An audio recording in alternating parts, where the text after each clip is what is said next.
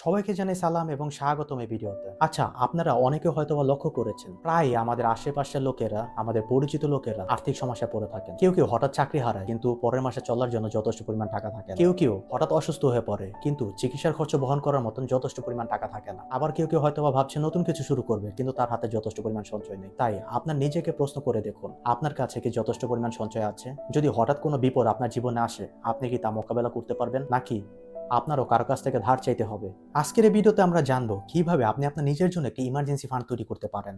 বিশ্বাস রাখুন, এই সচেতনতা অবশ্যই একদিন একদিন আপনাকে সাহায্য করবে।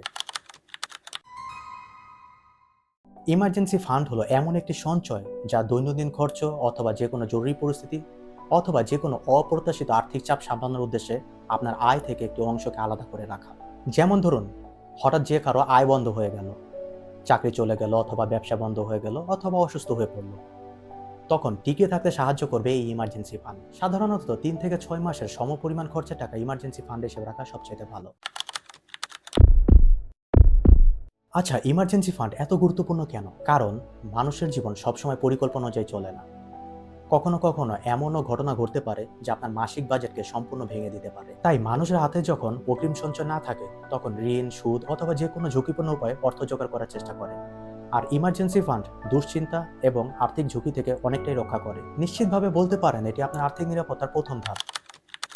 ইমার্জেন্সি ফান্ড কিভাবে তৈরি করবেন? এখন দেখি কিভাবে ধাপে ধাপে ইমার্জেন্সি ফান্ড তৈরি করবেন। মাসিক খরচ হিসাব করুন। খাবার, বাড়ি ভাড়া, বিদ্যুৎ বিল, পানির বিল, ফোন, ট্রান্সপোর্ট, সব খরচ লিখে একটি মোট হিসাব বের করুন। ধরা যাক আপনার মাসিক খরচ 25,000 টাকা।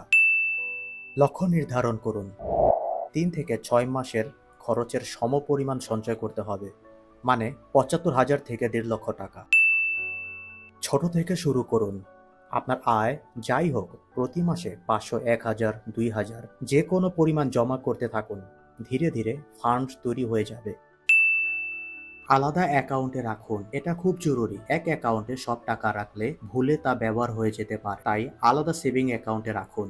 একটি উদাহরণ ধরুন, রাকিব মাসে 10,000 টাকা খরচ করে। সে ধীরে ধীরে সঞ্চয় করে 6 মাসের খরচ, অর্থাৎ 60,000 টাকা ইমার্জেন্সি ফান্ড। হঠাৎ একদিন তার বাবা অসুস্থ হয়ে হাসপাতালে ভর্তি হলেন, কিন্তু রাকিবের পাশে তখন ইমার্জেন্সি ফান্ড ছিল। তাকে কারো কাছে ধার চাইতে হয়নি, কারো কাছে ছোট বা বিরক্ত হতে হয়নি। রাকিব শান্ত মনে বাবার চিকিৎসা করাতে পেরেছিলেন, কারণ তার নিজের তৈরি করা একটা নিরাপত্তার জাল ছিল, আর তা হলো ইমার্জেন্সি ফান্ড।